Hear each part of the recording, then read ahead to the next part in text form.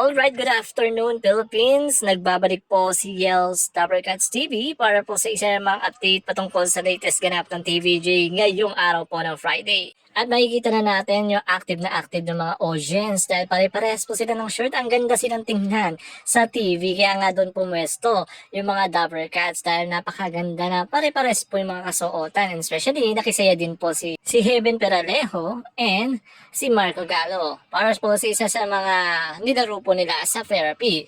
At ito po isa sa mga pagkakataong nakakalungkot. Hindi po talaga nila nakuha yung jackpot. Kaya wala po din na iuwi po yung mga audience sa studio. And bukas, ito na po yung pinaghandaan po ng Singing Queens and Singing Girls in concert.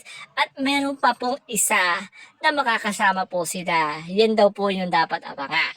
So, meron pong another na parating mula po sa Singing Queen and Singing Girl concert na mangyayari bukas. Sabado, dito lang po yan sa Itbulaga. At mamaya, guys, nagposa po ang Wawawin page. Sobrang exciting. Konting oras na lang at malalaman na ng malaking sorpresa ni Willie Revillame para sa inyo. Kayo ang bida. Maraming salamat sa lahat ng sumuporta at nanatiling sumusuporta. Mamaya ang live ng Wawawin, 5 PM po yan sa Wawawin page sa Facebook. Diyan natin makikita ang isa sa mga contract signing ni Willie Revillame para po sa pagbabalik television niya dito po sa TV5. At ito po isa sa mga sinasabi pa hapon pa lang na Kuya Will may malaking anunsyo bukas. And narito po isa sa mga pahayag mismo ng pamunuan and especially ng isang article. Sabi po dito, Wawawin's Facebook page posted that Willie Revillame will have a big announcement tomorrow, April 26 at 5 p.m. There were no further details explained.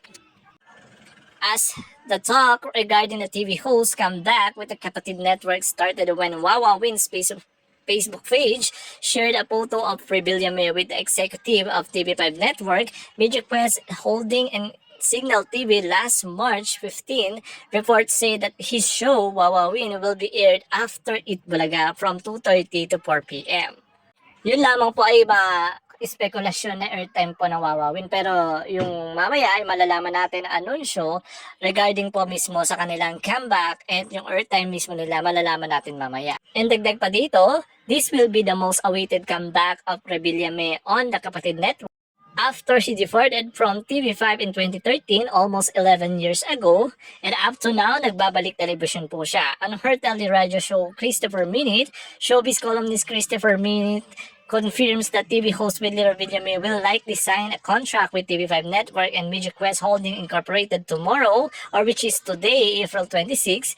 Permin said that the contract signing is supposedly dapat daw noong April 25 na postpone. Naging April 26 daw po yung contract signing and ito po ay mangyayari ngayong araw, alas 5 po ng hapon. At isa pa pong anunsyo, there is an important person who cannot attend the event on the supposed date. Kaya ginawa pong 26, hindi po 25. Dapat po kahapon yung contract signing, kaya lang meron pong hindi nakapunta.